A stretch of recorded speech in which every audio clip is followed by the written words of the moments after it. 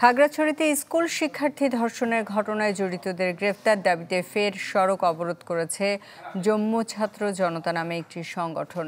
এ বিষয়ে আরও জানাতে খাগড়াছড়ি থেকে যোগ দিচ্ছেন নুরুত্সাফা মানিক। মানিক, গ্রেফতার বিষয়ে প্রশাসন বা পুলিশ কি বলছে?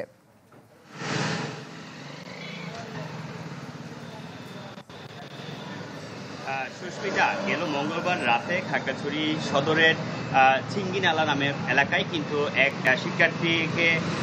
স্কুল শিক্ষার্থীকে ধর্ষণ করা হয়েছে বলে তাদের পরিবার থেকে কিংবা তাদের পাড়াবাসীর একটি অভিযোগ করে এবং এরপরে বুধবার করে একটি মামলা হয় এবং এই মামলার প্রেক্ষিতে যেই তিনজনকে আসামি করা হয়েছে তার তিনজনই কিন্তু ছিল অজ্ঞাত এবং অজ্ঞাত হওয়ার পরে কিন্তু বিভিন্ন গোয়েন্দা তথ্যের ভিত্তিতে একজনকে আটক করে কিন্তু সে বর্তমানে কিন্তু পুলিশের রিমান্ডে রয়েছে এবং অন্য অপরাপর যে দুজন আসামি অর্থাৎ মামলার এজাহার অনুসারে যে অপর দুজন আসামি তাদেরকে ধরার জন্য পুলিশ যেহেতু এখন রিমান্ডে রয়েছে সেই কারণে তারা জিজ্ঞাসাবাদ শেষে যদি কারো নাম পাওয়া যায় তাদেরকে আটকের জন্য কিন্তু কিংবা যাকে গ্রেফতার করা হয়েছে সে মানে সম্পৃক্ত কিনা সেই বিষয়গুলো আসলে পুলিশ এখনো কিন্তু আমাদেরকে খোলাখুলি কোনো স্পষ্ট বিষয় করেনি। তবে তারা যারা আন্দোলনকারীরা রয়েছে জম্মু ছাত্র জনতা নামে তারা কিন্তু গেল বৃহস্পতিবারও কিন্তু এই দাবিতে অর্থাৎ যারা দোষী রয়েছেন তাদেরকে গ্রেফতারের দাবিতে আদাবেলা সড়ক অবরোধ করেছিল এবং গতকাল একটি সমাবেশ থেকে আজকে অর্থাৎ সকাল সন্ধ্যা তারা একটি কর্মসূচি দিয়েছে এবং এই কর্মসূচি কিন্তু এখন খাগড়াছড়িতে চলছে এবং আমি এখন আছি খাগড়াছড়ির যে সবসময় ব্যস্ততম এলাকা অর্থাৎ যেখান থেকে দূরপাল্লার গাড়িগুলো ছেড়ে যেত সেই এলাকায় আছি।